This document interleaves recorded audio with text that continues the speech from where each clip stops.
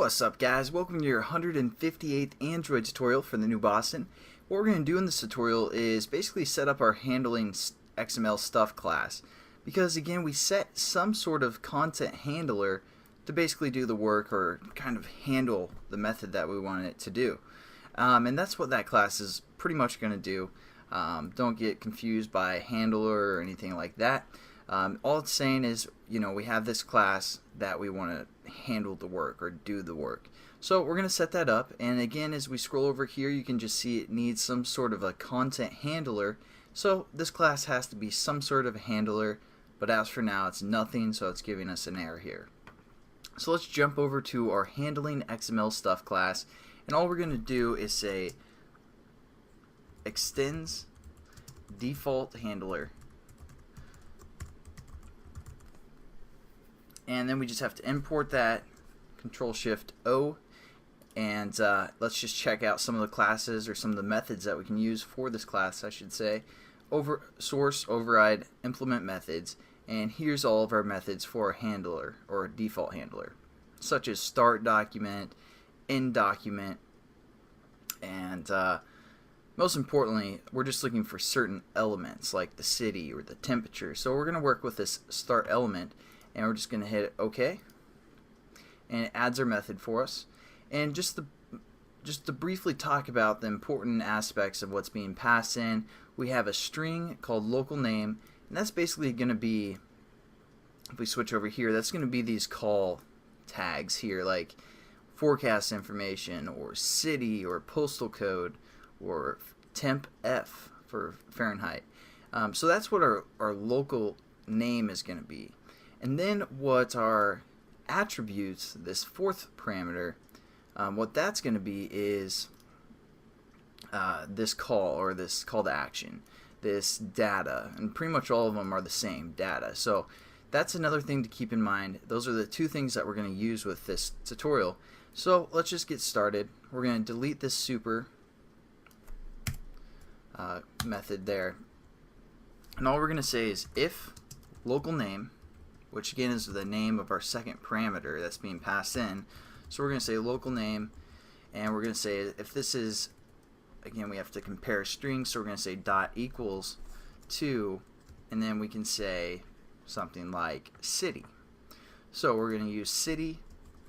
If that's equal to city, all we're going to do is set up a string called city, and we're going to set this equal to our attributes that's being passed in. We're just going to copy that, and the specific attribute that we're looking for is again called data. So if this is a different reference, but for the most part it's all the same. Again, we have our local name here and our attribute here, so we have to define our attribute to equal data for the most part, and then it's going to return this value of Lincoln, Nebraska, or whatever the person searched for. So we're going to have to say our attributes dot get value of the index, which was data. So again, this string city is just going to be equal to Lincoln, Nebraska, or whatever city they typed in. And then all we're going to do is pass in some information to our data collected class. So we need to set up a data collected type variable. So we're just going to set that up above here. We're just going to say again our class name, which was XML data collected, and we're just going to call this info. We're going to set this equal to a new XML data collected. And I'll explain this a little bit further in the next tutorial, what's actually happening, but just as for now, we have this variable called info, and then all we're going to do is we're going to set up this string, or we're going to pass in the information of this string to that class. So we're going to say info dot set city. We're going to call this city,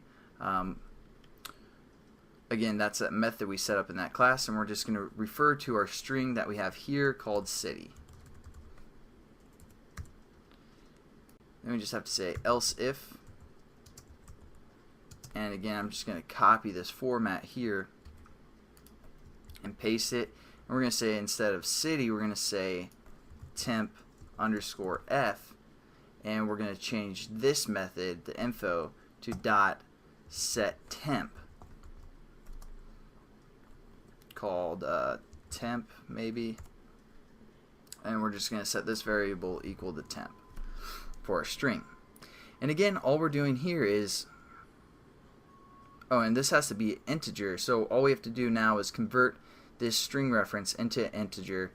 So we're actually going to call this string t, and then we're going to convert it into an int. So we're going to say int temp is equal to integer dot parse int, and that's just going to parse information into an integer, again convert it into an int, and we have to refer to our string name, which we called t. So now we're setting the temperature variable as well. Again, all we did is we referred to the local name. If it's temp f, we're gonna see the data of that and get the value of that data key reference, and then just convert it into an int so it works with our method that we created called set temp. And just to show you guys again here, this is the name that we're looking for, and this is again called data, so we don't have to change that second reference of data. So that's pretty much it for this tutorial, guys, and I'll catch you in the next one where we're going to explain a little bit more of what we've done, and I'll see you then. Have a good one.